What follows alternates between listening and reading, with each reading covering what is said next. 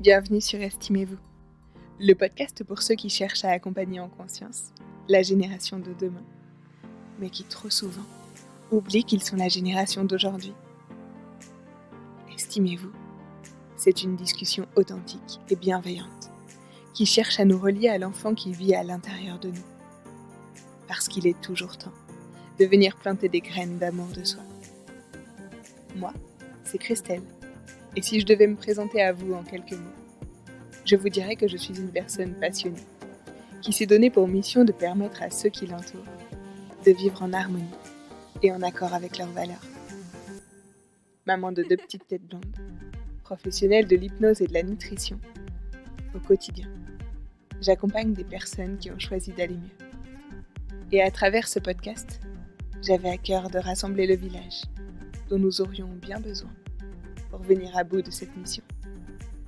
Alors sur ces mots, je vous souhaite une belle écoute, mes estimés. Bonjour Nadège, et merci d'avoir accepté de venir témoigner et discuter avec moi sur ce podcast. Merci à toi, surtout de me l'avoir proposé. Pour commencer, j'aimerais te demander de te présenter, nous dire qui tu es, ce qui t'anime dans la vie et les personnes qui la partagent.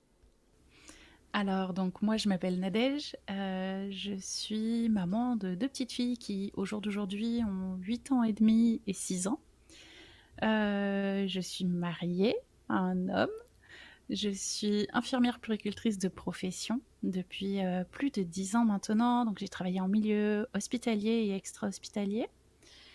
Et ensuite j'ai effectué diverses formations dans le métier, dans le bien-être, on va dire, donc pour tout ce qui est portage bébé, massage bébé. Et je suis également donc professeure de yoga pour enfants.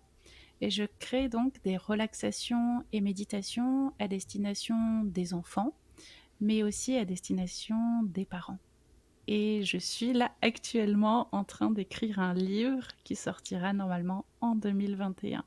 C'est une super nouvelle. Je sais pas si tu voudras nous en dire un petit peu plus ou pas sur ce livre. Si, je peux. Après, il y a des choses que pour l'instant je ne peux pas encore dire, mais je peux parler un petit peu du contenu, ouais, avec plaisir. Super, merci. J'aimerais te demander ce qui te vient à l'esprit lorsque je te demande quel type de maman est-ce que tu es. Alors, les premiers mots qui me viennent vraiment à l'esprit là tout de suite, c'est une maman louve.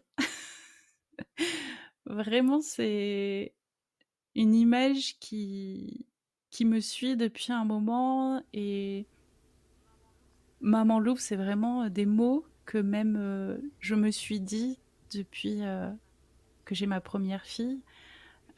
Et ce que je leur expliquais, je crois que c'était hier, donc c'est rigolo d'en reparler aujourd'hui, c'est qu'en fait, quand elles sont nées, à chaque fois, autant l'une que l'autre, j'avais vraiment ce besoin de les garder près de moi, de m'en occuper moi, et à la rigueur de les confier aussi à mon mari. Mais en dehors de nous deux, j'avais vraiment du mal à ce que les gens, par exemple, les prennent dans les bras, les touchent, les embrassent. C'est vraiment quelque chose qui était très difficile pour moi. Alors Alessandra, hier, elle me disait: «Mais maman, pourquoi?» Et je lui dis: «Bah, en fait, je ne sais pas. Vraiment, je ne sais pas». C'était incontrôlable, en fait, pour moi. J'avais vraiment ce besoin qu'on soit tous les 3 ou tous les 4 quand, notre deuxième fille est née, en famille et vraiment en intimité, en tout cas, au moins pour les premières semaines. Et au jour d'aujourd'hui, bon, bah, elles ont bien grandi, ce ne sont plus du tout des petits bébés. Mais je sens que cette louve, elle est toujours, là. Elle est un petit peu endormie, mais elle est toujours présente. Ok, il y a ce côté protection en fait. Finalement, j'entends voilà, cette petite bulle quoi. Ouais, c'est ça, c'est un peu ce côté protecteur. Alors après, hier, moi, je lui ai comparé ça aussi, je lui ai dit: «Tu sais, c'est un peu comme les lapines, en fait. Quand elles ont leurs tout petits, ben, ils sont dans le cocon, ils sont près d'elles et elles apprécient pas si on les touche ou voilà, qu'on les regarde trop». Moi, j'ai dit: «Bah, moi, c'était un peu pareil». Ouais. Ce côté à la fois protecteur et à la fois, j'ai besoin qu'on me laisse du temps pour découvrir, qui est mon Ok. enfant et pour qu'on tisse ce lien, déjà ensemble, elle et moi, bon elle puisque bon, j'ai voilà, ce sont 2 filles, mais vraiment que déjà on nous laisse ce temps-là, de faire connaissance, heu, avec elle, qu'on puisse créer du lien, s'apprivoiser un petit peu avant, qu'elles puissent, enfin de les ouvrir en tout cas aux autres puisque bon, bah, quand ils sont bébés, c'est pas eux qui choisissent, d'être ouverts vers les autres, c'est bien les adultes qui, «imposent» ça entre guillemets, à l'enfant.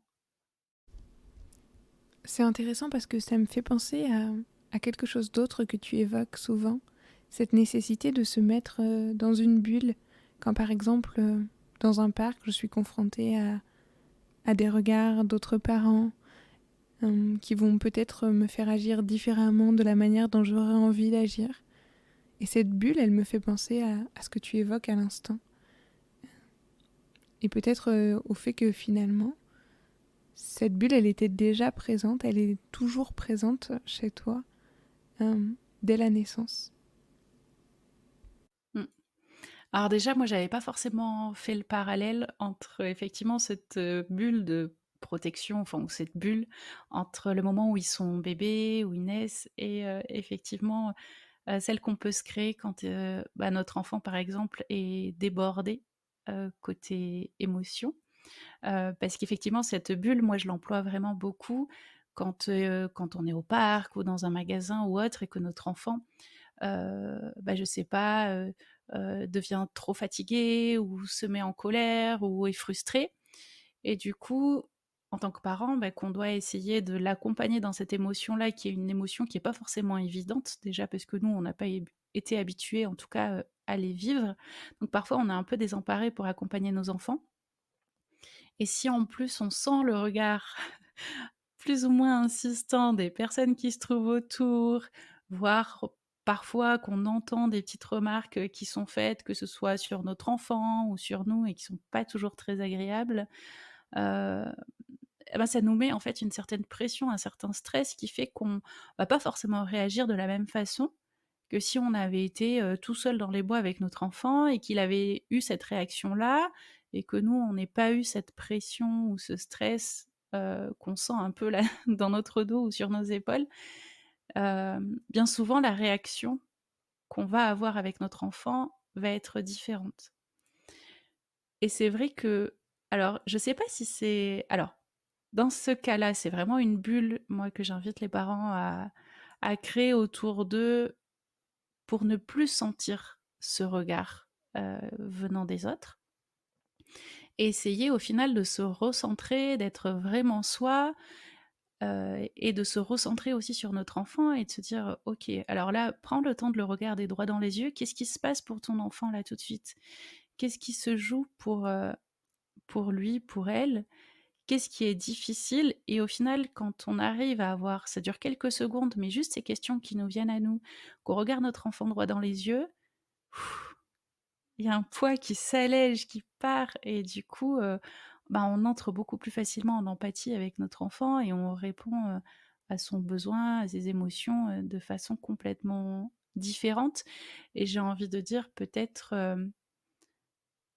on en arrive mieux à ce lien au final qu'on a créé, bah, dès la grossesse, voire des fois, dès la conception ou un petit peu en amont avec notre enfant.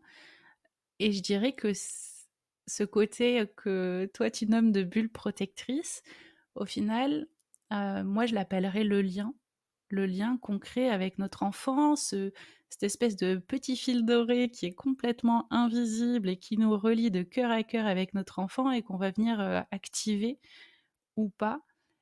Et ensuite, bah, c'est vrai que moi je me dis que un de mes devoirs en tant que maman, c'est effectivement m'assurer que les droits de mes filles soient respectés et qu'elles soient, également respectées dans leur intégrité, physique et psychique et pour moi, c'est vraiment un de mes devoirs, tu vois, de mère. Alors ça m'appartient, hein, complètement, mais du coup, oui, s'en sort peut-être un côté, protecteur par rapport à ces notions-là. Et c'est vrai que pour moi, un bébé, surtout quand il vient de naître, les premiers jours, les premières semaines de vie, il a besoin de ses parents. mais il a pas besoin d'être, touché, ballotté de bras en bras, aller d'odeur en odeur, de voix en voix et bien souvent, ce sont des enfants qui, la journée, vont être très calmes et le soir vont avoir, vraiment des pleurs de décharge qui là, bah, seront vraiment que pour les parents qui eux auront peut-être aussi, accumulé de la fatigue et tout ça et parfois ça peut être dur au final pour la famille, mais pas pour l'entourage, qui eux seront repartis, chez eux par Ouais, exemple. c'est hyper intéressant effectivement de, de cette importance du lien. J'aime beaucoup le mot, et puis je vois bien l'image que tu prenais. Je trouve ça chouette. Et j'ai entendu ce mot quand même en t'écoutant, là, le mot devoir. Et au moment où tu l'as dit, j'ai senti une espèce de charge sur mes épaules, tu sais, un peu justement en me disant, waouh, dans cette parentalité, dans cet accompagnement, mon rôle de maman, waouh, j'ai plein de devoirs, alors c'est vrai. Mais tu vois, moi, quand tu me le dis, je sens une espèce de pression m'envahir. Et c'est justement voilà, c'était aussi l'objet de ce podcast, de se dire, waouh, parfois quand on cherche à bien faire, on peut se sentir complètement presque comme si le devoir, c'était... j'en étais pleinement responsable. Une espèce, je sais pas si tu vois là où je veux en venir, mais Mmh. comment tu fais justement avec, avec cette idée-là que c'est mon devoir de protéger mes filles, de protéger leur intégrité, et que justement, bah, déjà, comment tu fais? Est-ce que tu y arrives à ne pas ressentir, toi, cette espèce de charge là sur tes épaules? Alors, déjà, voilà, c'est vraiment quelque chose qui m'appartient à moi, dans ma vision de ma maternité. Donc, déjà, j'ai envie de dire que si, par exemple, pour toi, puisque bon, on est que 2, ça te fait une sensation, de charge et de lourdeur et ben, c'est peut-être que c'est quelque chose ou en tout cas un point qui ne te correspond pas ou qui ne t'appartient pas ou que, bah, toi, tu feras complètement différemment et déjà, j'ai envie de dire que c'est complètement OK. Il y a autant de maternité, de vision de la parentalité, je pense qu'il n'y a de parents et c'est aussi, ce qui est intéressant quand on échange, que ce soit avec notre entourage proche, moins proche ou, des personnes qu'on rencontre, voilà, au détour, au coin d'une rue ou autre, heu, c'est que justement en discutant, on va pouvoir voir ce qui nous correspond et ce qui nous correspond pas. Moi, il y a des choses que certaines amies ou membres de ma famille, font et qui ne me correspondent pas du tout et bah, enfin, c'est super si, elles ont envie de faire de cette façon-là. Enfin franchement, du moment qu'elles sont épanouies et que ça convient à l'ensemble de leur famille, moi c'est tout ce que je demande et puis inversement, il y a des choses que moi je vais faire et qui leur correspondra pas du tout. Hem, Moi ce devoir-là qui est, en moi, envers mes filles, je pense qu'il m'appartient et qu'il est aussi dû, à mon vécu, tout simplement. Heu, Disons que moi j'ai vécu des choses, que ce soit pendant ma scolarité ou dans mon enfance, qui font que, bah, au jour d'aujourd'hui, moi, je vais être très attentive à ça pour mes filles. Si je prends, l'exemple du harcèlement à l'école, moi, c'est quelque chose que j'ai vécu depuis, le primaire, avec, enfin voilà, vraiment, des garçons qui me faisaient peur et qui avaient une grosse emprise, sur moi. Du coup, ben, je sais que le sujet de l'école et de ce qui va se passer à l'école, ça va être très sensible pour moi concernant mes filles et je vais avoir ce côté louve qui peut ressortir et je peux, voilà, sortir les gros assez facilement. Mais parce que ça touche à quelque chose que j'ai vécu moi et du coup, c'est une sorte de un peu, alors devoir, combat qui me tient à cœur et que je veux mener pour mes filles. Heu, donc au final, voilà, ça en devient un devoir, mais à la base, je pense que c'est un peu un combat, heu, pour, qu'elle n'ait pas à vivre ce que moi j'ai vécu, tu vois? Donc c'est vraiment pour ça que je dis que c'est important de prendre ce qu'on a à prendre par rapport à ce qu'on entend, dans les autres familles ou les autres parents, parce qu'on n'aura pas tous les mêmes priorités, on n'aura pas tous les mêmes besoins, on n'aura pas tous les mêmes combats. on n'aura pas tous, en fait, tout simplement la même vision de la vie et donc la même vision de la parentalité, parce qu'elle sera propre à chacun en fonction de notre vécu.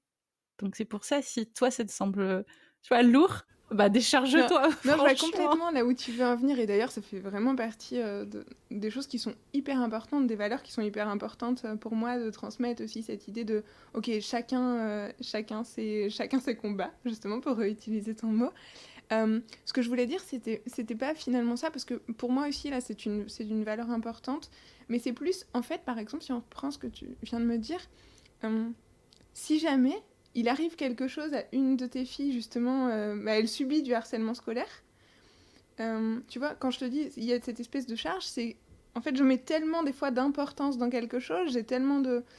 Cette idée de bien faire, et quand le mot responsabilité vient un peu à asseoir ça. Et comment je fais en fait pour survivre, même en utilisant des mots très forts, si finalement il y a quelque chose qui vient heurter ce combat comme ça, qui vient impacter ça. Mmh. Alors je vais, rebondir avec un exemple très concret. J'ai même 2 exemples. Ma fille ma fille est née dans une nouvelle école là depuis, cette année, depuis le mois de septembre. Donc du coup, il y a plein de nouvelles choses, à la fois pour elle, à la fois pour nous, des nouveaux camarades, nouveaux encadrants, enfin bon bref, tout est nouveau, une organisation, d'école qui est complètement différente puisqu'avant elle était dans une école alternative. Donc même si c'est un système, qu'on connaît nous, alors quand je dis nous, c'est mon mari et moi puisque c'était, dans ce type d'école-là que nous on était, ça reste quand même nouveau côté parents. Parce que voilà, on y était en tant qu'enfant mais pas en tant que parents. Donc là, par exemple, ma fille m'a confié hier soir, tout frais, qu'à la cantine, donc on les force à manger. Donc ça, elle m'en avait déjà parlé. Et donc, bah, moi, par exemple, pour agir sur ce combat-là, puisque c'est quand même son intégrité, là, à la fois physique, mais aussi psychique, on force pas pour moi à faire entrer quelque chose dans son corps, par exemple, si elle n'a plus la sensation de satiété ou que c'est pas de son goût, elle n'a pas à être forcée à manger.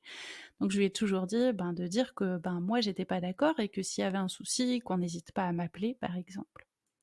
Là, elle m'en parlait plus.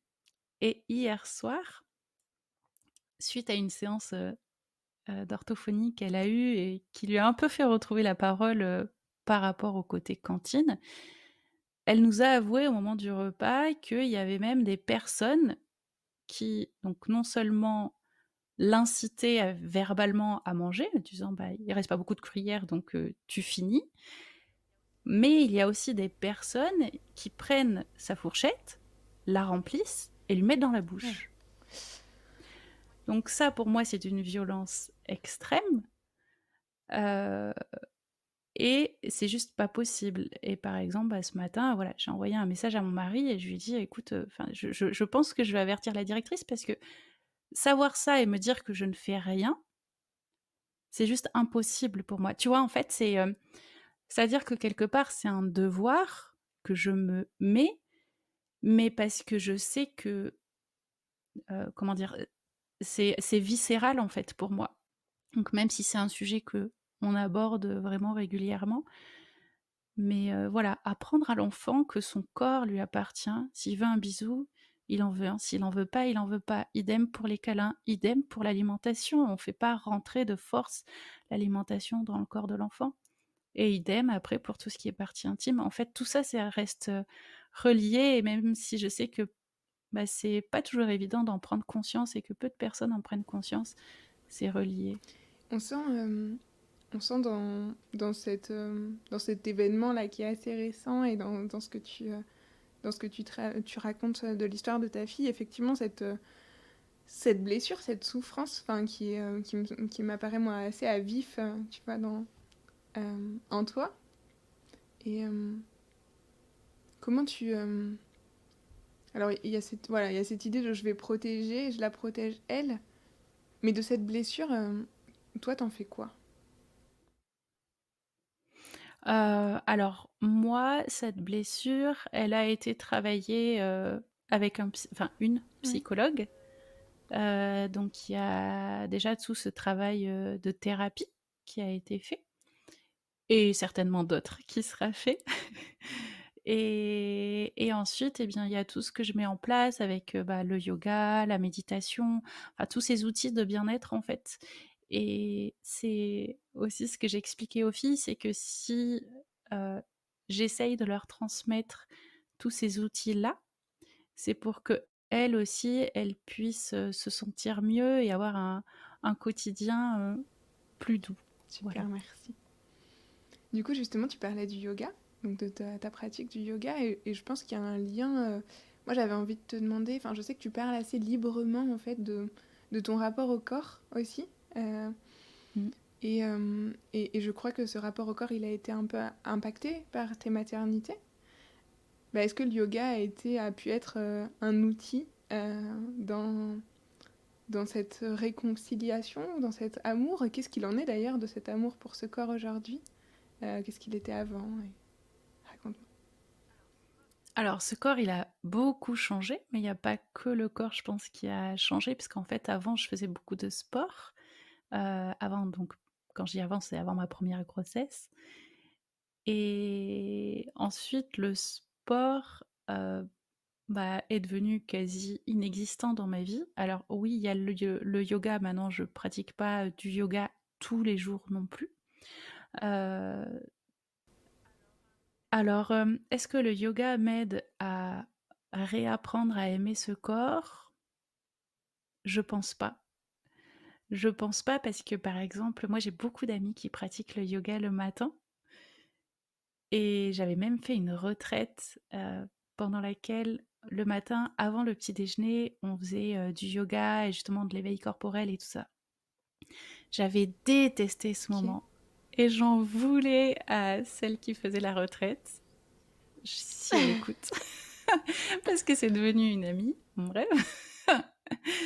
Mais vraiment, j'avais la haine qu'on nous fasse bouger le corps dès le matin. J'étais rouillée, j'avais mal partout. Chaque mouvement était, vraiment une torture. Je me sentais pas souple et du coup, je me sentais encore plus nulle. Enfin, c'était vraiment très dévalorisant pour moi, cette pratique-là le matin. J'ai essayé de retenter l'expérience. Définitivement, j'arrête le yoga le matin, même si mon ami me dit que justement j'en aurais besoin à ce moment-là.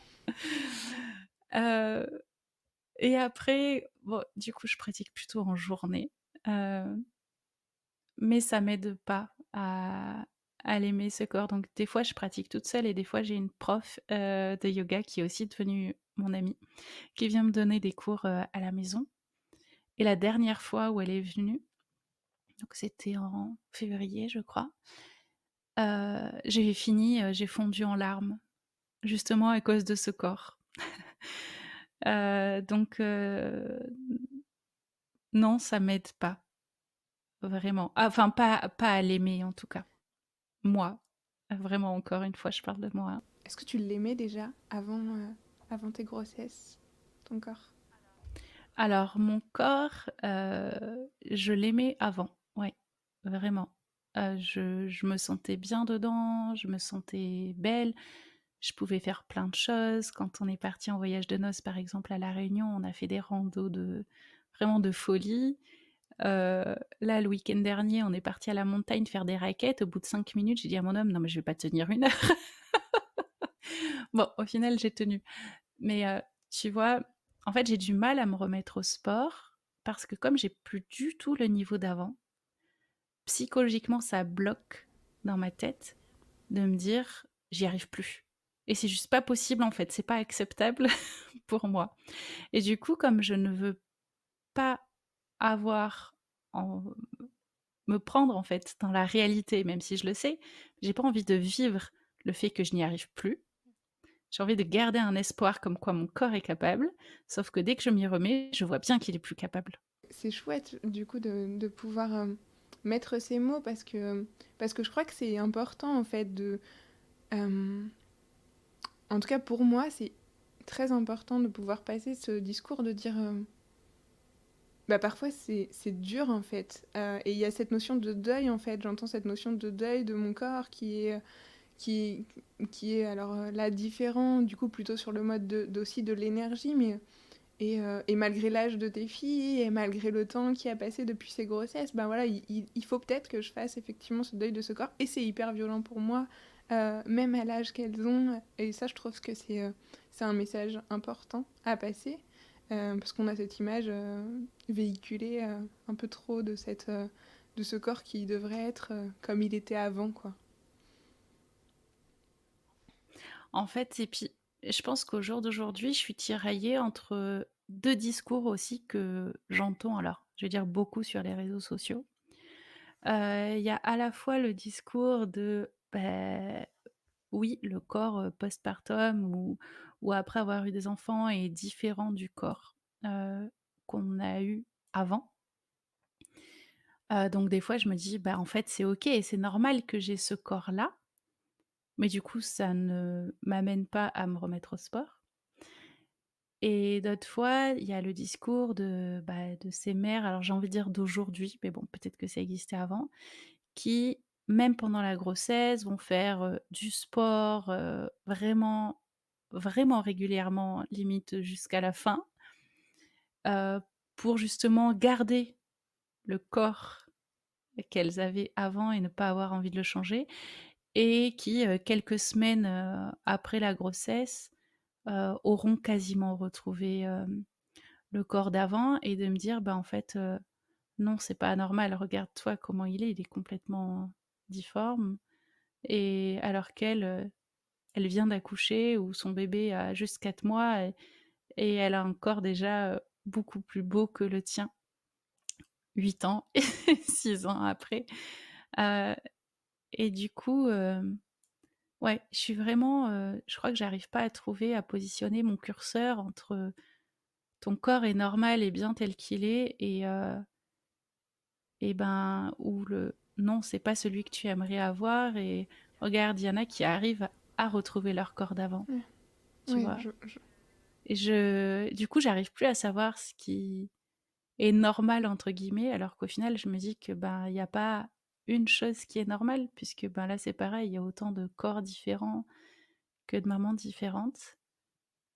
Mais du coup, ouais, je crois que je suis perdue, quelque part entre les 2. je vois totalement, effectivement. Et puis, c'est génial tout ce qu'on peut transmettre à travers ces réseaux. Autant ça vient aussi parfois euh, me piquer, euh, toucher là où justement, parce que finalement, sans ces réseaux sociaux, j'aurais pas accès à autant de femmes, de corps de femmes après leur grossesse. Et puis, on en parlait tout à l'heure en off, du coup, de ces échanges avec nos amis. Peut-être que voilà, avant, on avait la sphère même si même si on a un gros cercle d'amis, en général, ça se compte pas en centaines de femmes autour de nous, en centaines voire milliers de femmes voilà, sur lesquelles je porte un regard de ce qui est. Et puis ça peut facilement venir, du coup, me remettre en question, dire est-ce que c'est normal, quoi. Il y a ce côté, est-ce que c'est normal ce que j'ai traversé.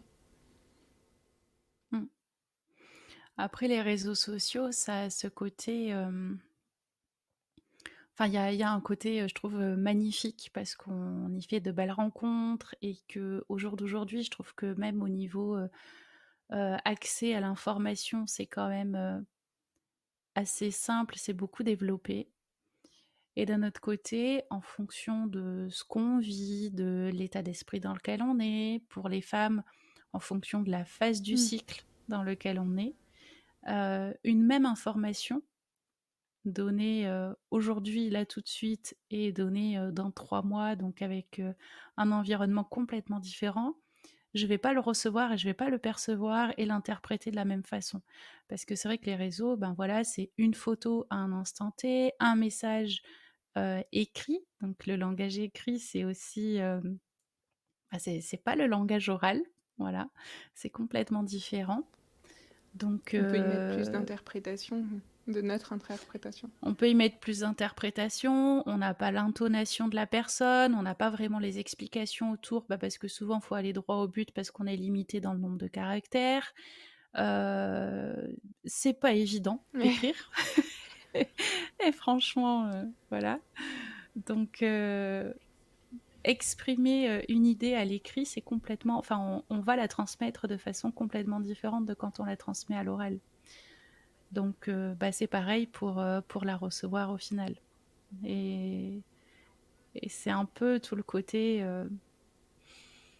j'ai envie de dire, moins évident justement, lié au réseau. J'aimerais te poser une question pour laquelle, si tu acceptes d'y répondre, Mmh. je te demande de le faire brièvement et sans trop te poser de questions, de nous dire la première chose qu'il te vient. Est-ce que tu pourrais nous raconter quel souvenir te fait te sentir particulièrement coupable depuis que tu es devenue mère? Alors je pense que le souvenir le plus fort, c'est, lors de la naissance de ma deuxième fille, donc dans les semaines et mois qui ont suivi, où pour moi, je pense que j'ai fait, alors je dis pour moi parce que j'ai pas eu de diagnostic, hein, une dépression postpartum et toute l'attitude et les mots que j'ai pu dire à mon bébé. Et où du coup, mon mari a beaucoup pris le relais. Il avait peur qu'elle se sente pas aimée.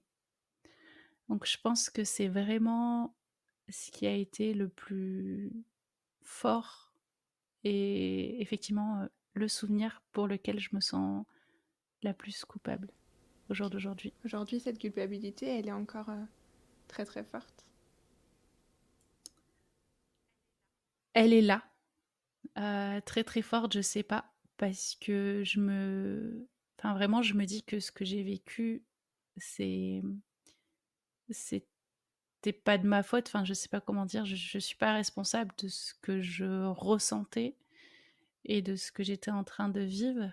En même temps, je me dis: «Elle était pas responsable d'avoir une mère qui a vécu ça» et je me dis que, voilà, j'en ai pris conscience et on a essayé de mettre plein de choses en place depuis pour que, quelque part, elle puisse comprendre que ce qu'elle a vécu ces semaines, là, c'est pas le reflet de sa maman, c'est pas le reflet de sa valeur à elle et je me dis que, voilà, le cerveau humain, il est fait de telle façon que rien n'est, comment dire?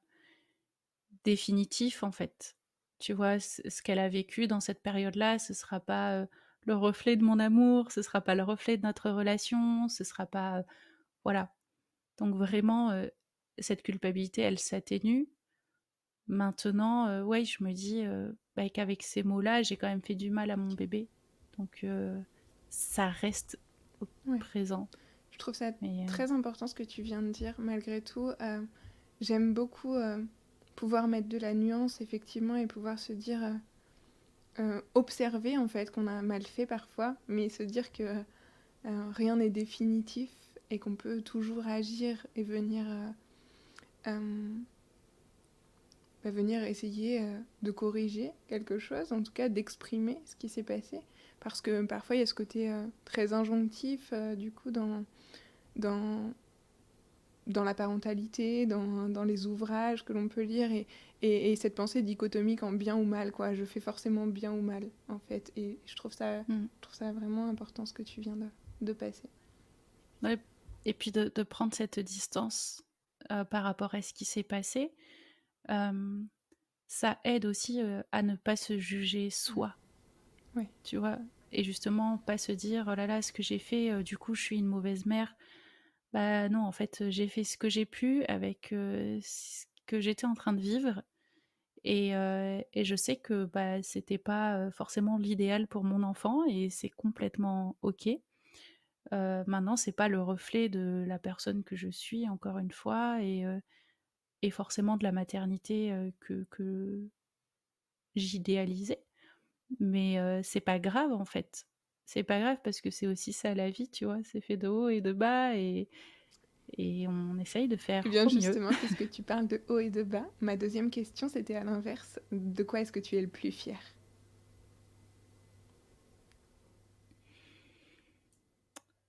Heu, alors comme ça, bon, la première idée qui me vient à l'esprit, je dirais que c'est de pouvoir transmettre, en fait, tous ces outils de yoga, relaxation, méditation, à mes filles. Parce que je vois vraiment que, bah, déjà, donc on travaillait aussi beaucoup sur les émotions. En même temps, dissocier yoga et émotions, c'est compliqué. Mais du coup, je les sens vraiment, empathiques, que ce soit envers elles-mêmes ou envers les autres. Et justement, j'en parlais ce matin, avec, une personne sur Instagram. On parlait de l'intelligence émotionnelle, qui enfin ou du quotient émotionnel et qui, au jour d'aujourd'hui dans notre société a moins de valeur que le QI. Alors que moi je trouve ça bien plus précieux et bien plus important. Encore une fois, ça m'appartient et voilà, de pouvoir, leur transmettre tout ça, c'est important pour moi et de me dire que quand je les vois agir au quotidien, qu'elles arrivent à s'en emparer, voilà, Ok. c'est chouette. Pour conclure, est-ce que tu pourrais me dire simplement, si je te demandais en fait, de quelle manière cette maternité, elle est venue justement impacter l'estime que tu te portes, la valeur que tu t'accordes aujourd'hui? Est-ce qu'elle est plutôt venue la faire grandir? Ou est-ce qu'au contraire, et ce serait complètement ok aussi, hein, elle l'a plutôt entachée? Alors moi, je dirais que c'est plutôt, la confiance en moi qui a grandi. Donc ce dont en fait, je suis capable, hem, dans le sens où ça m'a demandé et je pense que ça le demande à beaucoup de parents, de m'affirmer dans mes choix, dans mes positions, dans mes valeurs et du coup de mieux pouvoir me positionner aussi par rapport à mon entourage, que ce soit familial, amical ou plus éloigné. Dans le sens où, bah, comme on le disait tout à l'heure, hein, il y a autant de parents qu'il y a de parentalité. Et du coup, bah, suivant les personnes, c'est plus ou moins facile d'avoir une parentalité différente, des autres. Et dans les fois où c'est plus compliqué, bah, du coup, ça demande, ouais, d'avoir une certaine confiance en soi pour pouvoir affirmer, nos choix et dire: «Ben, les miens, ils sont ceux-là et ils changeront pas». Ok. Donc ce serait plutôt voilà, sur la confiance. Et sur les autres, si on prenait voilà, ces piliers de l'estime de soi. Donc sur l'amour, tu nous as déjà un petit Mmh peu parlé, en tout cas de l'amour pour ton corps, mais pas de l'amour de toi. mh. Est-ce que cet amour de toi, il a grandi? Est-ce qu'il est à l'inverse? Je dirais non, pas forcément, ni dans un sens, ni dans Ok. l'autre. Je me suis pas dit, «Tiens, ça a changé», enfin, en tout cas, que mes maternités aient eu un impact sur mon estime de moi. Après le développement personnel, oui, Ok. mais mes maternités, je pense Ok. pas. Du coup, en tout cas, j'entends qu'en parallèle, tu parles de développement personnel, peut-être la vision que tu as de toi-même. Et là, j'ai eu le sentiment dans ce que tu avais dit, elle a, elle a aussi été modifiée depuis. Oui, oui. Ok, super, merci. Si je, si je te demandais là aussi, juste, si tu avais une dernière pensée pour les futurs, les nouveaux parents et peut-être bah, ceux qui sont un peu perdus aussi actuellement, aujourd'hui, là, qui se sentent un peu perdus, qu'est-ce que tu leur dirais? Je leur dirais que déjà, ce qu'ils vivent, c'est normal. Je pense qu'on est très nombreux à être, perdus à un moment donné et j'aurais surtout envie de leur dire de ne pas hésiter à trouver, une ou plusieurs personnes, mais parfois une suffit, qui saura les écouter. Juste déjà de pouvoir, déposer ce qui est difficile pour nous, même sans que l'autre cherche à trouver une solution pour nous. Juste d'être là et de nous écouter, de pouvoir s'en décharger, ça fait un bien fou et voilà, vous allez y arriver. Ça prendra peut-être un peu de temps, peut-être pas beaucoup, mais tout viendra au bon moment. Merci beaucoup. Merci Nadège de t'être livrée avec cette vulnérabilité et puis cette douceur qui te caractérise, je trouve. Euh, et peut-être tu peux nous dire juste si on a envie de te retrouver, où est-ce qu'on peut te continuer à te suivre, de quelle manière est-ce qu'on peut avoir de tes nouvelles, savoir ce qu'il en est de ce livre aussi. Euh, comment on va pouvoir le retrouver et de quoi est-ce qu'il va parler ce livre, ce futur livre? Alors, donc déjà pour me retrouver, c'est sur les réseaux sociaux, sous le pseudo Un amour au naturel ou Nadège Petrel. Et donc ce livre, il parlera du lien parent-enfant, de l'écoute, de la confiance. Voilà, ce sont les grands piliers, du livre et de comment créer du lien dès la grossesse et même, avec le bébé et l'enfant qui Tu as mis grandit. donc toute la maman louve que tu nous as C'est ça. présentée. De la maman louve et de la professionnelle de santé aussi. Super, bah, merci beaucoup Nadège, merci encore. Merci à toi. Si cet échange vous a inspiré, si vous avez aimé nous écouter, et si le cœur vous en dit, alors vous pouvez mettre 5 étoiles sur la plateforme d'écoute que vous utilisez et partager cet épisode sur les réseaux sociaux pour ainsi faire partie de ce village qui sème des graines d'amour de soi. Merci pour tout et à très bientôt sur Estimez-vous.